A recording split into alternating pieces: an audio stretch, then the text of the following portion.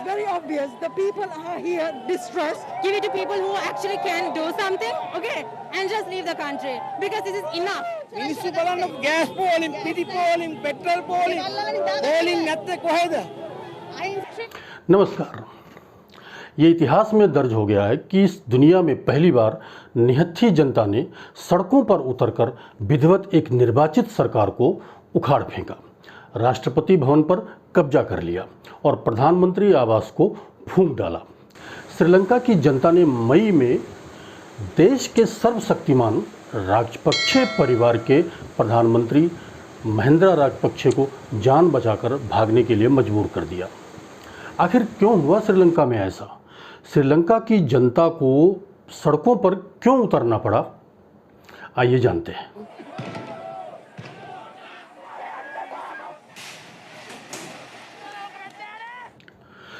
दरअसल श्रीलंका में जो कुछ भी हो रहा है ये अचानक नहीं हुआ, बल्कि इसकी पटकथा बहुत पहले लिखी जा चुकी थी। सत्ता का अहंकार और नफरत फैलाने वाली राजनीति से जनता पहले से ही त्रस्त थी।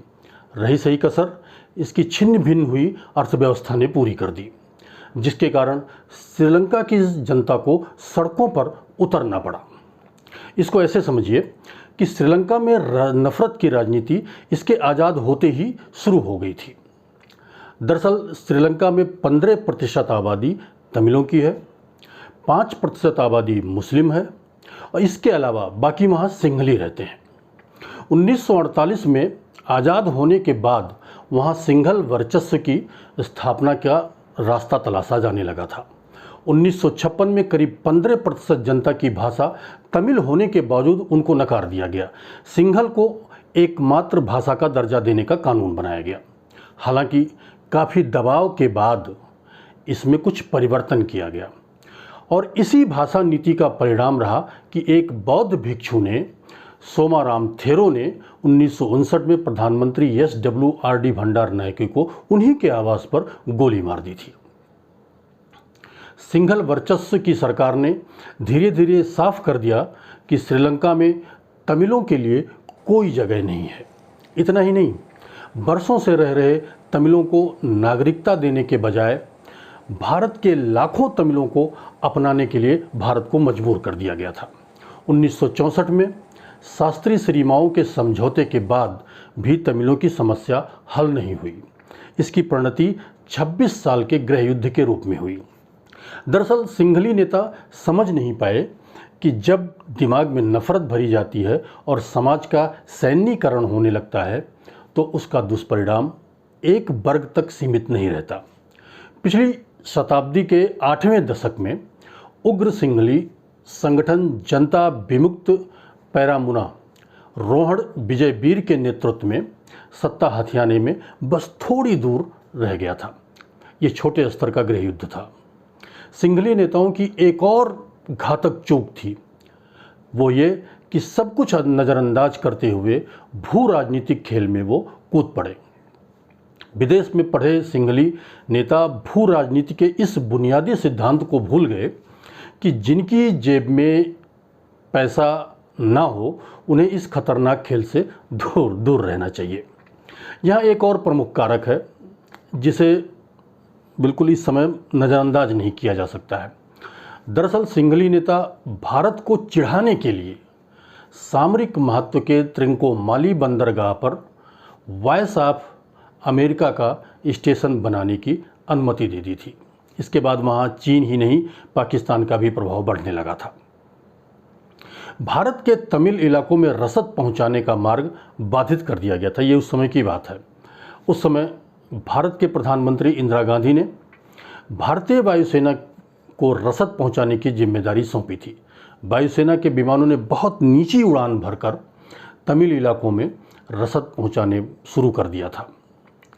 चीन ने लंबा चौड़ा कर्ज देकर श्रीलंका को और की अर्थव्यवस्था को मजबूत करने के बजाय और चौपट कर दिया। श्रीलंका की इस दुर्दशा का जिम्मेदार काफ़ी हद तक चीन भी है।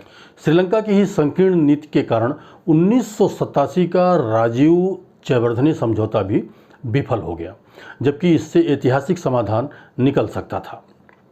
कंगाली से उबरने के लिए समावेशी सर्वग्राही मार्ग पर चलना श्रीलंका के लिए जरूरी था।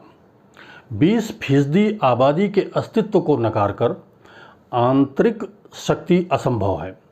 अंतर्राष्ट्रीय मुद्रा कोष, विश्व बैंक और अन्य अंतर्राष्ट्रीय एजेंसियों के व्यापक हस्तक्षेप से हो सकता है कि कई वर्षों के बाद श्रीलंका इस संकट से उबर जाए, लेकिन वहाँ की जनता को इसका भारी नुकसान चुकाना पड़ेगा। यहाँ समझने वाली बात यह भी है कि श्रीलंका के इस संकट का सबसे बड़ा कारण राजपक्षे परिवार भी है। राजपक्षे परिवार की ताकत का अंदाज़ा आप इसी से लगा सकते हैं कि देश के शीर्ष 4 पदों पर इस परिवार के ही लोग थे।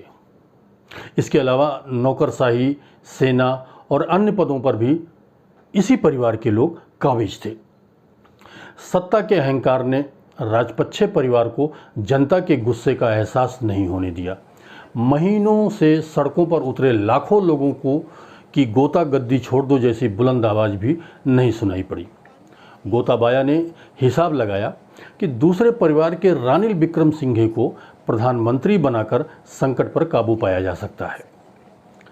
दरअसल ये ऐसा ही था जैसे सर्जरी करने की जगह पर पेन किलर देकर किसी मर्ज को ठीक करने की कोशिश की जाए। लेकिन रोज़मर्रा का संकट धीरे धीरे वहाँ बढ़ता ही गया। पेट्रोल, डीजल, खाने पीने की चीज़ों और दवाओं की कमी ने आम आदमियों की दुश्वारियों को और असहनीय बना दिया।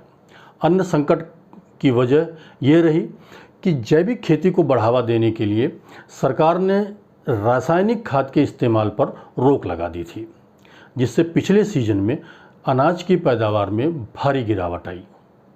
खत्म हो रही विदेशी मुद्रा से तेल आयात रुकने लगा।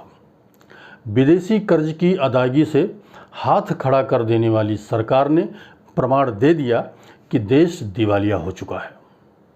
इन सबके बावजूद भी भारत ने करीब $3.5 खरब की मदद की श्रीलंका को, जबकि अंतर्राष्ट्रीय मुद्रा कोष की टीम 10 दिनों तक कोलंबो में रहने के बाद भी कोई भरोसा दिए बगैर श्रीलंका को वापस लौट गई।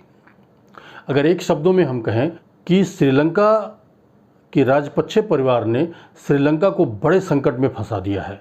राजपक्षे परिवार ने श्रीलंका को कांटों और जहरीले कीड़ों से भरी जिस गहरी खाई में धकेला है, उससे निकलना आसान नहीं होगा।